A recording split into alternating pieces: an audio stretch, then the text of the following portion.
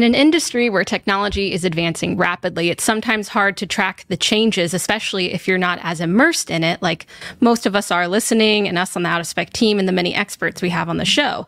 This expertise we have isn't passed down quite yet from generation to generation because things are quite new. But there are folks who have spent their life's work in sectors that have undergone tremendous changes throughout recent history. And I'm lucky enough to have Dr. Bryan Willson onto the podcast today to speak to his years of experience in energy, engineering, and entrepreneurship. Welcome back to the Out of Spec podcast. I'm your host, Francie. Thank you for tuning in today. As I said, I am so glad to be joined by our guest, Dr. Bryan Willson. How are you doing today? I'm awesome. Thank you. Thanks. It's great to be on.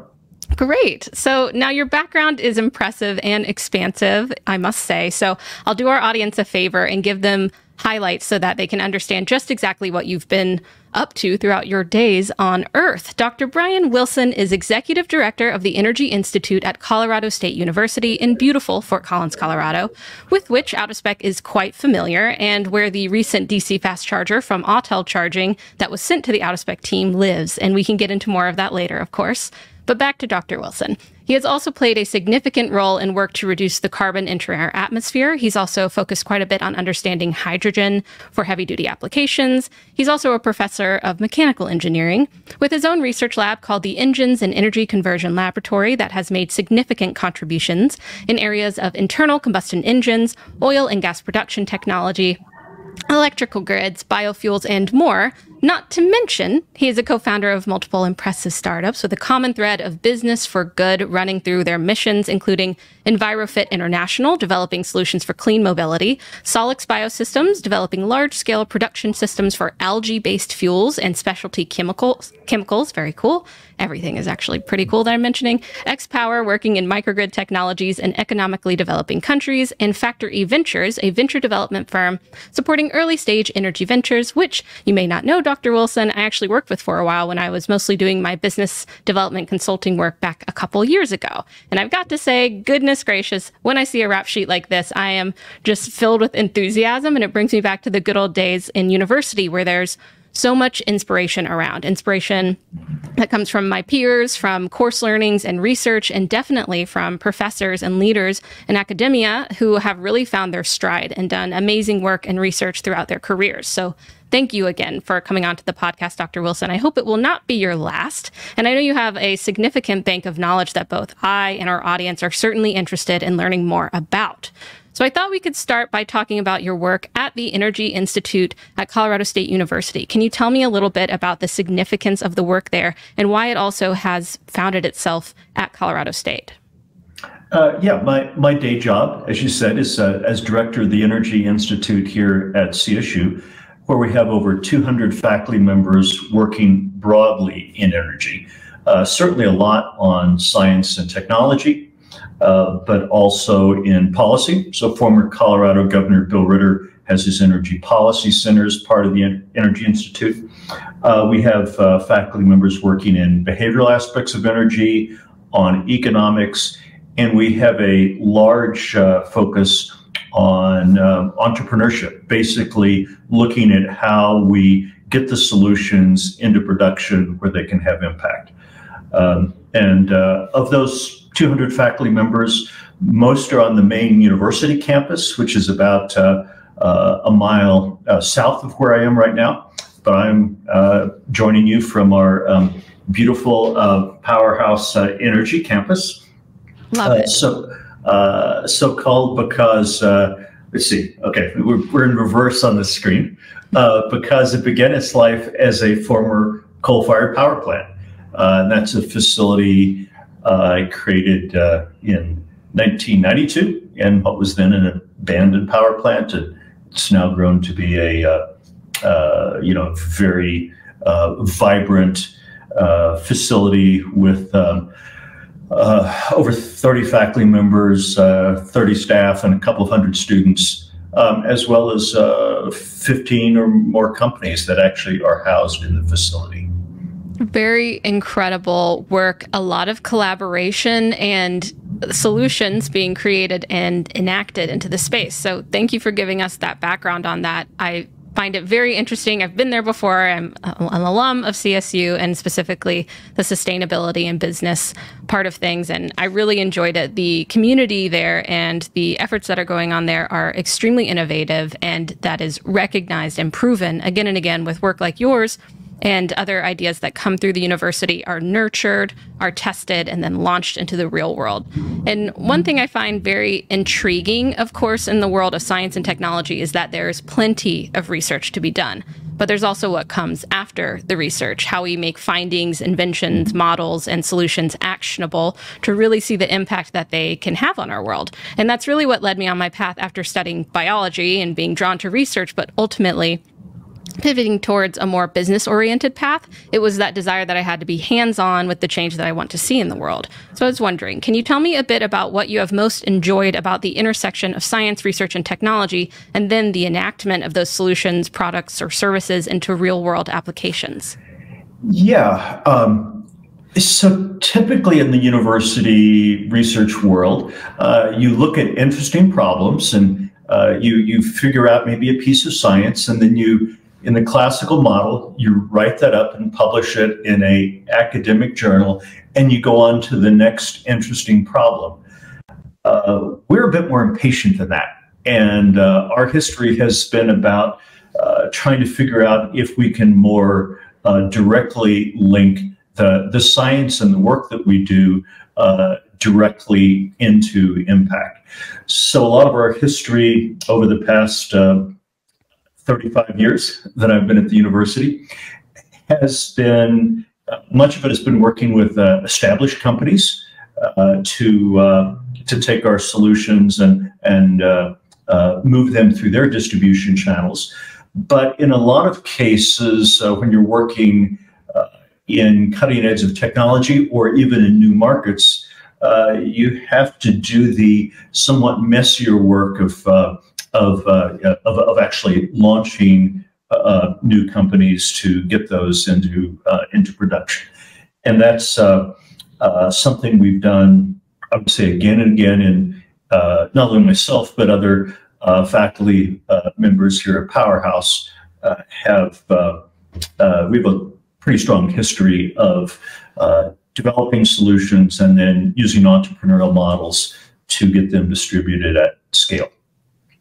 Very interesting. And that entrepreneurial part of things is very important, especially when you start looking into other parts of the world, when there's a lot of great ideas and solutions that then need the teams and need the people behind them, and also the creative thinking, the creative problem solving, the critical reasoning, and then able to have that grit that you need to really push these forward when it's not easy to find solutions to social, natural challenges that exist. And recently, I want to take things a little bit global. So you've had you've had many, but the two we're going to talk about today are trips abroad. Of course, you spent time in Africa, which I'd love to focus on, and then also most recently, Chile, which you've been to and you're going back to.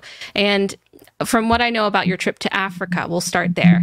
You took a trip to look into clean technology and e-mobility, electric vehicles, and this is something I want to focus on today because, of course, over here in North America and in Europe and many parts of the world, technology is advancing rapidly and at a distinct pace. And there are other parts of the world moving at their own distinct pace for a lot of different reasons. We're in different cultures, we have different infrastructure, different setups of our government, and different history and even landscapes that influence all of this.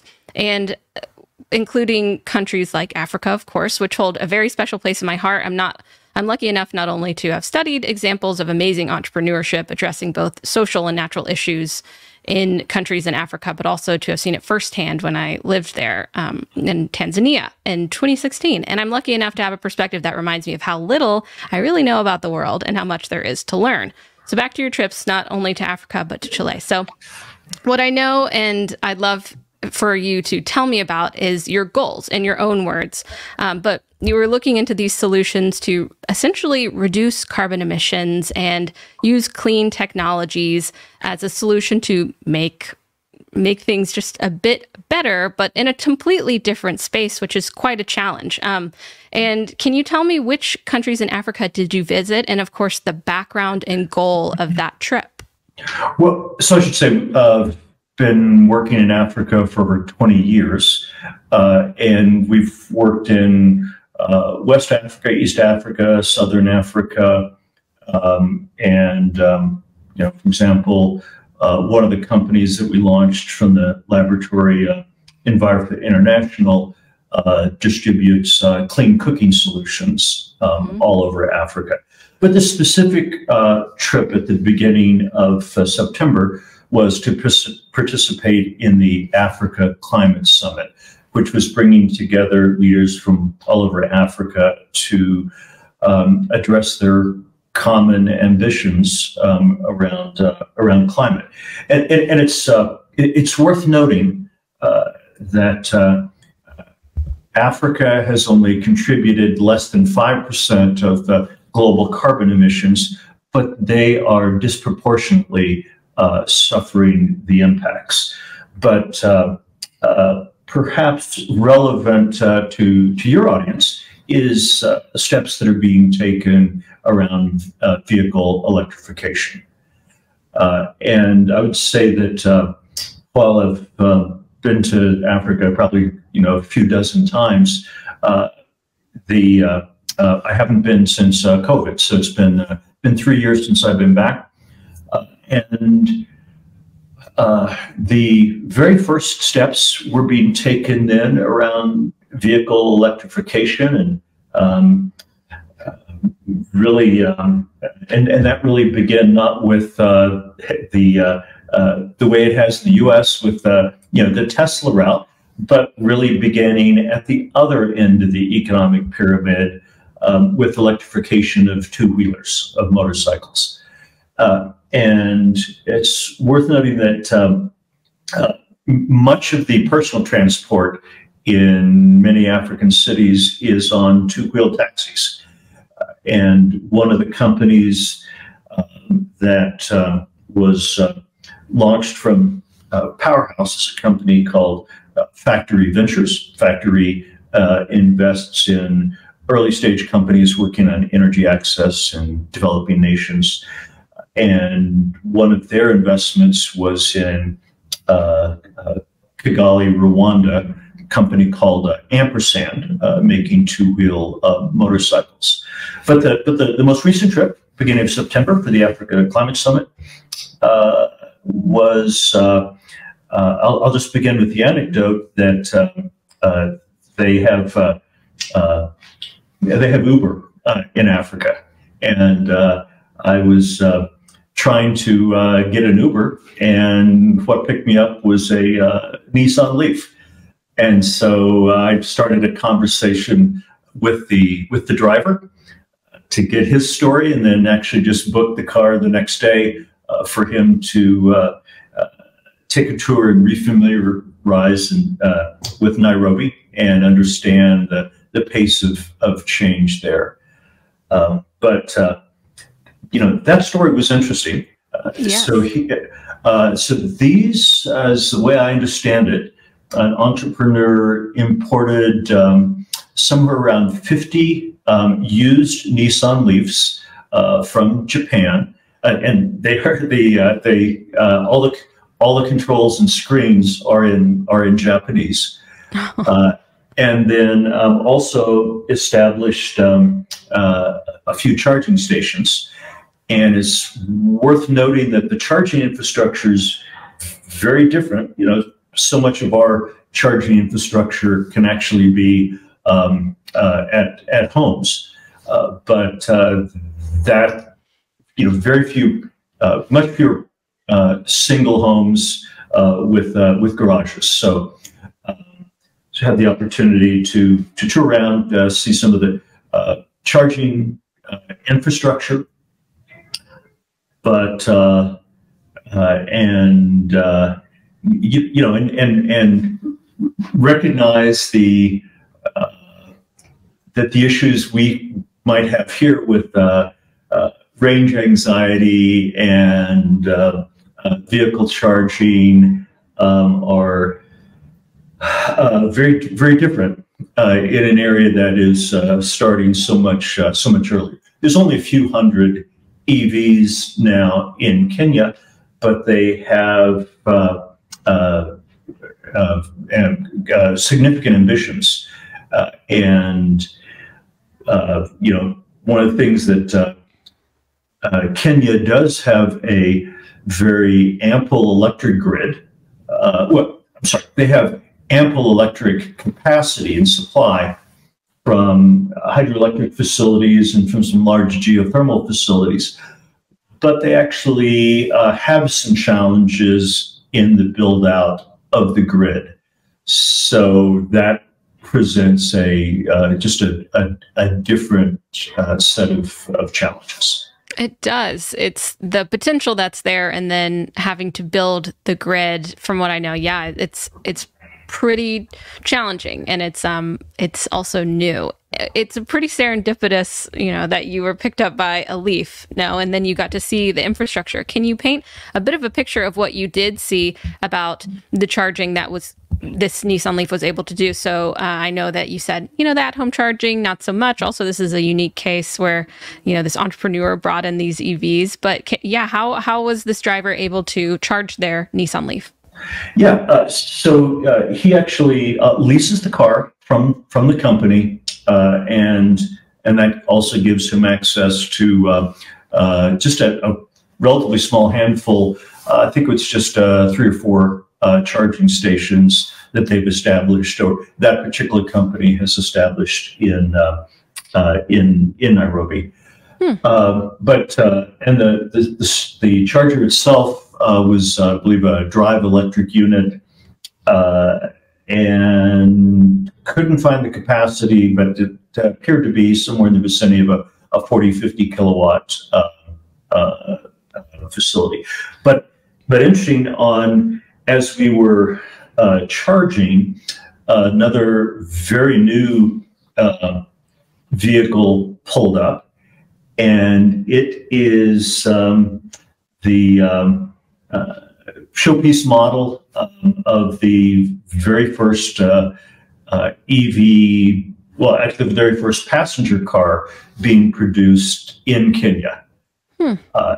And it's a company called Autopax that sells vehicles, but they also have established a partnership to assemble EVs. And their partnership is with a company in China that is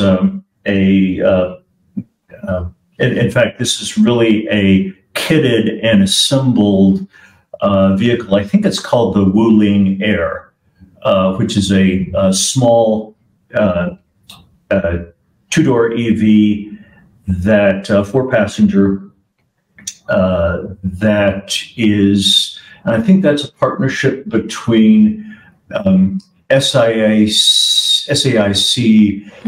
and GM in China.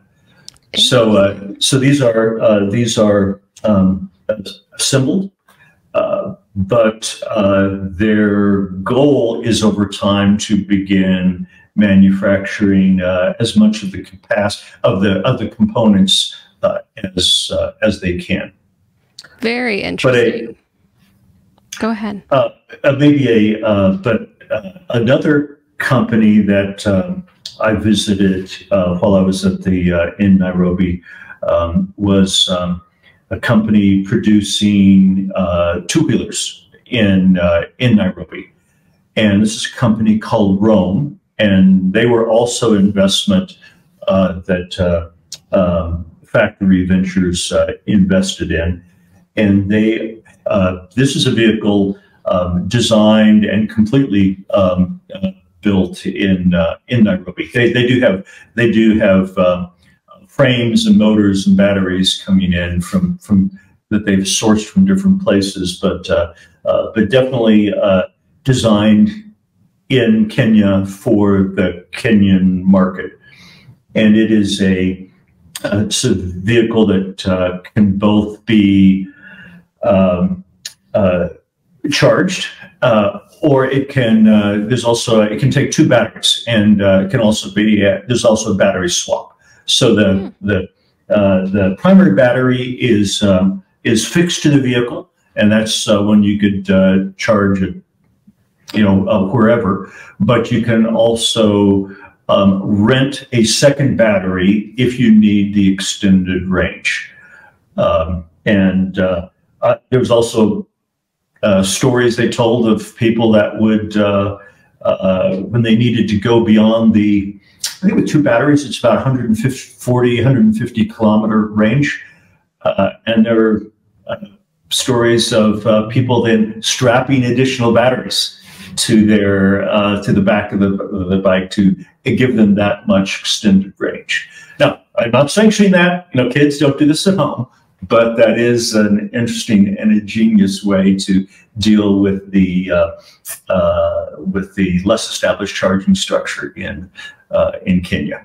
Right. Instead of a gallon of gas on the back of your motorcycle, just some couple extra batteries, which is really cool. And my experience there too was the two-wheel taxis. They're really able to access a lot of places too, especially if, there's a lot of dirt roads, which it might be easier to navigate. And this is the way that is common to get around as well. So I know that you spoke a little bit to, other countries, including, Kenya, and what you've seen in Nairobi have been going about, a transition to e-mobility or cleaner energy is working with what exists, which is obviously a very different landscape than what most people are used to in the US, and that they're embracing, let's not start somewhere with cars, but maybe really work on the e-mobility in terms of the two-wheelers. So do you think that approach is essential instead of coming in and saying, the Nissan Leafs is interesting, of course, but to come at let's meet us where we are and take it from there? What do you think about that aspect? Yeah, and there are different motivations for adoption in different parts of Africa, and it does depend on the fuel price, the relative pricing of electricity and fuel, and in many of these countries, fuel may be subsidized, so that introduces all the normal market perversities that you see when you subsidize fuel, because it then makes it that much more difficult to bring in a market-based option like EVs, which is a bit of an inverse from what we have here now, where we provide additional incentive to the EVs. Mm-hmm. You're also seeing, so you do see that introduction in the two-wheeler market, and it is very much driven by the economics, just the cost to the driver, but you also see then a push to intercity to municipal buses, because some of the many of the cities have very severe challenges with air quality, primarily particulate emissions, and so switching from diesel buses to electric can have a dramatic impact, particularly because it's also worth noting that many of the vehicles used in Africa are vehicles that have used vehicles that are imported from Europe or the US, oftentimes when they no longer meet emission standards in the US or Europe, they may then be exported to lower income countries, and you see that you see it throughout Asia, Africa, and Latin America. So the difference between a relatively old school diesel engines with very high emissions to a clean EV bus can be really provide a significant opportunity, and that is an area where you're seeing more interest from the governments to help fund the gap in terms of bringing in these cleaner mobility. Very interesting. But you then have even more of a challenge on understanding, because you're with your electric bus, then you have even more of a need for high power charging, or you need to go to a battery swap model. And you see that, for example, in India. You see the buses that do have battery swap built into them. Right. Of course, because it is an ecosystem, right? You can't just have the glorious EV bus without the infrastructure to support it. But the idea of the public transport to go electric makes a lot of sense there, because I think that's also, in some cities in the US, it's very popular to take public transit, but not all cities. But what I did experience and what it seems significant is, you're right, that particulate pollution that is in those urban settings that can really just be dense, as we know. And you mentioned that the percentage that Africa contributes to the global climate crisis and pollution in general is disproportionate to the negative impacts that is experienced by people in the countries of Africa. So I know that it is significant to include the communities, the leaders, the local expertise, the local knowledge into any kind of work that is done there, because they are experiencing it. They have tried solutions. They understand the culture and the intricacies of their countries. So how have you seen the involvement of the local expertise in your work and in your studies really find that balance and solution-oriented approach that really worked?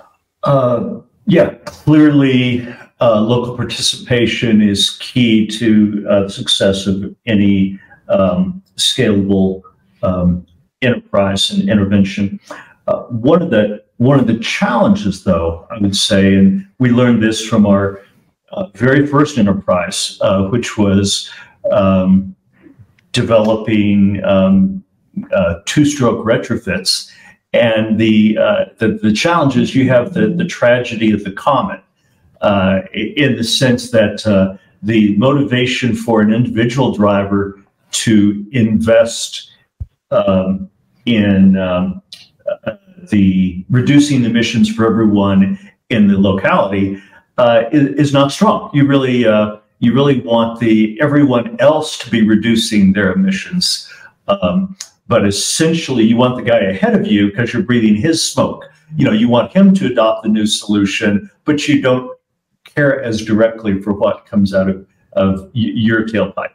So that does bring us to the need for collective action and collective will. And that is an area where there has been,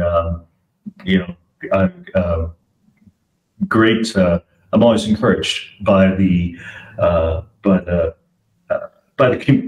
community mindedness, but it's then complicated by the fact that the investment resources are just more limited in these emerging economies.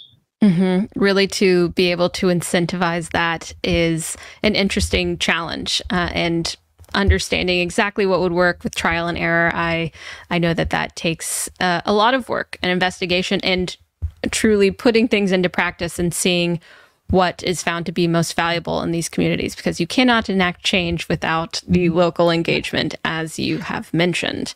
And to pivot a little bit, I mean, I could talk about Africa forever, but also your work in Chile, or Chile, and as my friend Veronica says, but so you've done work there as well, and I'd love to hear how distinct or similar it is to what we've been talking about with your work in Africa. Yeah, Chile is really interesting. It is, in many ways, the first medium-income country in Latin America. And interesting, the recent McKinsey report has identified that Chile has be one of the very few countries that could achieve net decarbonization by 2040 and do so profitably. Now, the factors that play into very different in Chile is that they have some of the best renewable resources on Earth. In the north of the country, in the Atacama Desert, literally is one of the greatest solar resources. It's high, it's dry, very intense sunlight. So great solar resources in the north. In the south, in Patagonia, you have some of the strongest and most reliable wind resources on Earth. So you have a tremendous capacity for renewables. But at the same time, they have no domestic production of hydrocarbons. So everything is imported, whether it's coal, gasoline, diesel, or natural gas. All of it is imported. So it carries a significantly higher economic cost than we have in the U.S. So there is even more of an incentive to adopt electrification, or there's a lot of interest right now in hydrogen, and that's particularly and one of the things that Chile is known for, particularly in the north, is the mining sector. So they are, I believe, maybe the second, the first or second largest producer of copper, and half of they have ambitious climate goals as a country, and half of the greenhouse gas emissions from the mining sector is from the use of diesel fuel in just a relatively small number of these massive 300 and 400 ton mining trucks. So there is significant interest in understanding how you can take renewable resources in Chile, and particularly because the mining's in the north and the solar's in the north, there's a lot of focus on how do we use the solar resources, water, that from desalinated seawater to create hydrogen that can either be used directly in these mining trucks, or can be used as a feedstock to then create other hydrocarbons, renewable hydrocarbons. And for example, in fact, in the far south of Chile, there is a company that still at a pretty small scale is taking wind energy, using it to create hydrogen, and then using that with carbon dioxide to create gasolines, to create liquid fuels, basically a gasoline substitute. And that they have a partnership with Porsche with the goal of identifying pathways to sustainable liquid fuels, so you can continue to drive outrageously powerful combustion sports cars when you're not driving your outrageously powerful EV sports cars from Porsche. That's incredibly interesting, the expansive potential and work that is being done in Chile. And so I'm interested in, you mentioned a lot of the efforts that are going on there, from renewable energy to biofuels, right? And what particularly has interested you that you've really felt drawn to, that has also perhaps had the most interesting challenges? Well, I'll say that some of the this goes back to our history here at Powerhouse. So when I started the lab in 1992, we identified that we weren't going to compete with University of Michigan on automotive engines. We weren't going to compete with University of Wisconsin on truck and bus engines, but that no one was really filling the innovation needs of the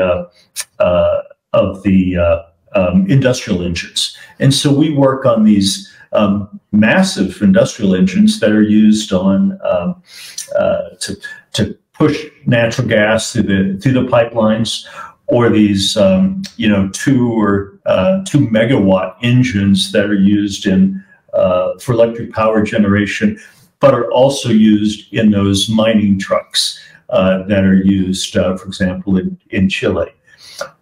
We also, coincidentally, back about 30 years ago, did the first systematic studies on the combustion of hydrogen natural gas mixtures. That was 30 years ago. It was work that no one cared about for the next 27 years, but it's all anyone wants to talk about right now. So there is a huge focus on looking at how we transition from our current reliance on fossil fuels to cleaner fuels, into low carbon fuels of the future, and really a lot of that centers around hydrogen. So we have the big 2 megawatt engines they use in the mining trucks. We have them here at the lab, and we have projects to, and we also have gas turbines and these massive pipeline engines. So we have projects on all those to show that we can run on 100% natural gas, 100% hydrogen, or anything in between. Wow. So a lot of just some of the real interest in kind of the work and the partnerships we're looking at in Chile just stem from the fact that we're one of the few. I mean, there's no other university anywhere that works at the scale that we do with these with this massive equipment. So a lot of what we're trying to do is understand the pathways to that, so that there is a pathway to zero out our carbon emissions between now and 2050. Very interesting. And I mentioned briefly in your intro this focus on hydrogen for heavy duty applications. And of course, there's a lot of questions out there about hydrogen. And honestly, I see a lot of doubt out there. And maybe it's more focused on the doubt for scale. But I see this is a pretty niche application that is also has significant implications if, it is enacted, right? Mining one is something that we need to go electric, but also it has its own negative impacts. So can you speak a little bit to the naysaying that you've heard in terms of hydrogen fuel? Sure. And we could do a whole discussion on that. I'm sure. But understand that there's 2 pathways to get hydrogen. 98% of the hydrogen we use today doesn't come from renewable energy and water. It comes from splitting of natural gas through a process called steam reforming, and then you create CO2, and it's vented. That's what we call gray hydrogen. There's an idea now that if we capture the CO2 and put it below ground, then we have captured the CO2. That's what is called green hydrogen. Blue hydrogen. But what Chile is really interested in, and what increasingly there's interest in, is basically taking electricity, taking solar electrons, using that to split water, and then that's the process we call green hydrogen. And in the US, you will see, with a lot of focus on the recently announced hydrogen hubs, with incentives and Inflation Reduction Act, it allows both blue and green hydrogen, but it moves away from the colors and it sets a carbon intensity standard. But in Chile, they don't have the hydrocarbon resource, so it's all focused on green hydrogen. And so there is a massive effort to understand not only how to put it into the mining sector, but just how to use it to even out the electric grid. And I'll just say, and that's actually one area that's getting particular focus in the U.S. because as we decarbonize the grid, and the state of Colorado is decarbonizing. In fact, it's very plausible that we would have a totally zero carbon grid by 2040. So installing massive amounts of wind, massive amounts of solar, but what happens when the wind doesn't blow and the sun doesn't shine? We're not going to put in acres of Tesla power walls. So how do we store the energy for those intermittent needs? And that's where hydrogen comes in. You can basically use excess electrons when they're available to create hydrogen. They're looking very actively at then putting massive amounts of hydrogen below ground in storage facilities that can then be extracted to generate power when we need it. Lots of new stuff there, and there's a lot of debates going on. But that is the appeal of hydrogen, is that it is as a storage medium to allow us to facilitate massive introduction of or adoption of renewable energy. Very interesting. I have a distinct interest in the grid and how we will adopt and adapt to renewable energy resources, because as you mentioned, they can be intermittent, but the demand for electricity is instantaneous. So to find some way to have the solid base to work with and then use the solar and the wind and hydro on top of it is very important and an interesting challenge that I love to see how research and companies are going about solving that solution. So I have a question about scaling hydrogen. How far off do you think we are from scaling that? I mean, I know you talked, kind of small scale Colorado, but I think that's also a doubt, is like, how can we scale this? It seems a bit challenging. Have you found any insights that point to maybe it's in this direction? I'll just say that there is massive interest in green hydrogen right now. We have some bottlenecks. If right now, if you were to place an order for a megawatt of electrolyzers, to basically take electricity, split water, turn it into electricity, you would have a production date years out. For example, in Chile alone, they have a goal of putting in 50 gigawatts of clean hydrogen production. We have, as of about a year and a half ago, the global production capacity for electrolyzers was about a half a gigawatt annually. So Chile has these goals to buy 100 years of total electrolyzer production just for their needs. Now, having said that, there is massive scale up right now of the ability to produce electrolyzers. And then, those are, you have to build the production equipment before you can start splitting the molecules. So that's a lot of the work that's being done right now. But it's also an area where there has been very little investment for the last 30 years. So we are essentially scaling up an industry that barely exists. Now, it's an industry that there's massive investment going into, but we're trying to catch up on the science. We need to improve the efficiency of electrolyzers. We need to reduce the need for precious metals in those. And there's reasons to be hopeful on the technology pathways, but there's a lot of scrambling by all sectors to catch up right now.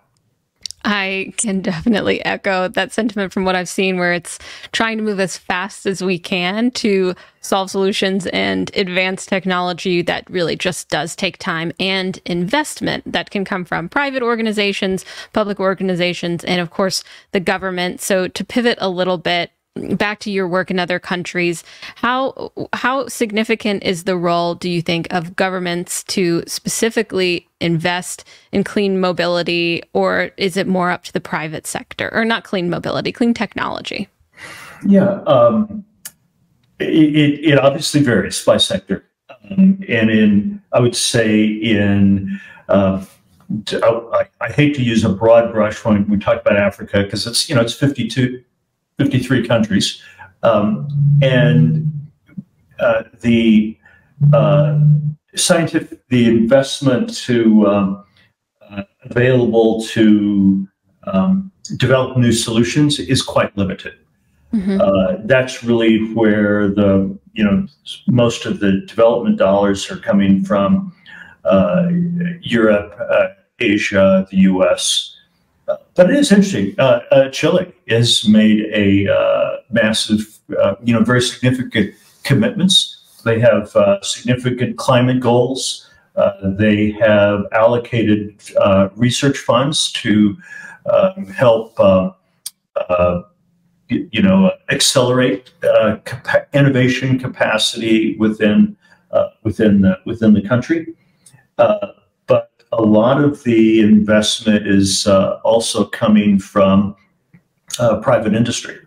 And so in Chile, I'll be, when I go back next week, I'll be having conversations with a company called Copec, which is the largest supplier of fuels in Chile.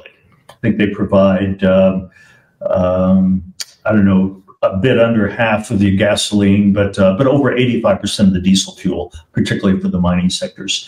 But they also recognize that Chile has goals of decarbonizing certainly by 2050, but is pushing hard to get there by 2040. So if you're a company that owns chains of gas stations and fueling facilities throughout Chile, you're and to their credit, they are in the planning mode to understand that transition, understanding their role in creating the energy, in providing the mobility solutions, whether it's electric charging or charging stations, but even to the extent of understanding what do you do with all of the filling stations that you have. What does and so do those become distribution centers for last mile distribution? Do they become food service? So they are very actively planning their transition, and I find that to be heartening that they're taking the long view. Sort of buying into the vision of where the company's going. In many ways, contrast that with a, pick your large U.S. oil company, which produces, refines, and distributes gasoline and diesel fuel. So there is, if that transition happens, they're losing revenue on the production side. That from a company like Copec, that really doesn't apply in the same way. So anyway, I find it interesting that there are things we can definitely learn from Chile.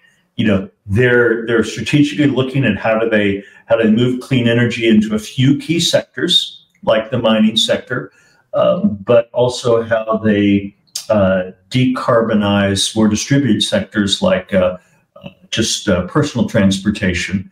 But they're doing that both with government incentives but they're engaging the private industries in getting them on board as well. I think there's such a balance to be struck there, of course, that will make the most optimized solutions really come into play between the Nonprofit, for-profit, government, private, public sectors, for sure. Thank you for diving into that. It's extremely interesting, and I could probably keep asking you questions for days, and I would love to. So I wanted to point out that, of course, this is a space where there are a lot of unknowns. And as we explore the unknowns, we get some knowns, but also then there's more and more unknowns. So what questions are you left asking today about the work that you do, the work that you've done, that you're really looking to answer? Well, I'll begin by saying that I'm a technical optimist. I think we have tremendous capacity to keep pulling technology rabbits out of the hat. But the caveats are that we have to do that with eyes wide open, understand the broader sustainability arguments, and that we don't want to make sure that we aren't creating a new problem. But I also have to say that in many ways, I have more confidence in our ability to develop the technology solutions than in our social will, a societal will to adopt those at scale. And that really boils down to culture, engagement, education, and it's not enough to just hole up in the laboratory and try to crank out new solutions. We have to be engaged in the messiness of trying to build consensus and bring people along on that journey. And it is, but that's global. It's not just, and that means we do have to engage here in Fort Collins, in the U.S. and around the world. And that's, I'll say it's been my privilege and pleasure to have been able to contribute both here in the U.S. and in so many awesome places that I've been able to travel to.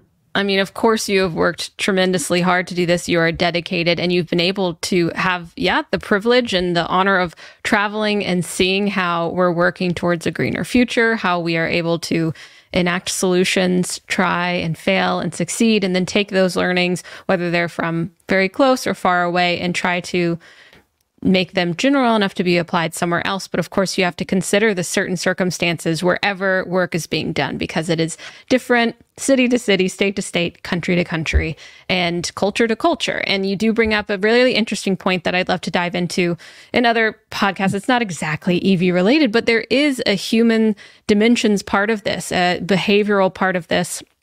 Transition to electric, transition to green energy. Sure. That is such a huge part of this, and you see it. In realistically, range anxiety is more of a human perception issue than it is a supply of electrons issue. It's exactly right. There's, the word of mouth is one of the strongest things in our world, and reading one headline or having some tradition or some belief can really determine range anxiety or other thoughts about emerging technology and changing the ways that we live that could be for good, but that are really holding us back. And those human dimensions of natural resources, of green technology is something that I know that folks are studying how to really combat this, to understand the underlying motivations. And it is something that I'm happy that you touched on, because it is very important to consider. You can see it from everywhere, from it's very strong governments to comments on YouTube videos. There's an influence everywhere of new things, and then of course how we're going to enact them, and the doubts that come in, and also the folks that are gung-ho, that are ready to say, yeah, let's embrace it, those early adopters. So studying that is very interesting too. And in a space that is adorned with intricate and complex challenges seemingly everywhere you look, what keeps you motivated on the day-to-day to do this amazing work? I'm a grandfather now, and so much of the my generation certainly contributed a lot to the issues we're dealing with in terms of climate change. I feel like we have that obligation to address that but we've also developed a toolbox of this idea of science to solutions to scale that we think that we want to use as to get solutions implemented with the speed and scale required. Great takeaways. I can share similar motivations, and I can only imagine that what you've seen in your work and others' work has, shown you that that toolbox is strong, that there is potential. And like you said, you're a technical optimist, right? So hanging in there with that. And if our audience wants to keep in touch with the work that you're doing or work that you're involved in, what is the best way that they can stay up to date? Energy.cullistate.edu. Amazing. Thank you so much for taking the time to come onto the podcast. Like I said at the beginning and before we even met on this podcast, I was already excited and knew that I would love to have you on to get specific about many of the topics and the research that you've done. So I appreciate you taking this time. And I do hope that you can come on again to share your work because it is extremely significant. You have a wealth of knowledge and a lot to share and great questions that you're asking as well. So thank you for your time. Thank you, Francie. It was my pleasure. Of course. And thanks everyone for tuning into the Out of Spec podcast. If you enjoyed, of course, let us know. If you have questions for Dr. Bryan Willson, please ask them in the comments and I'll do my best to get them answered. Please tune in next time and enjoy your day. We'll see you next time on the Out of Spec podcast.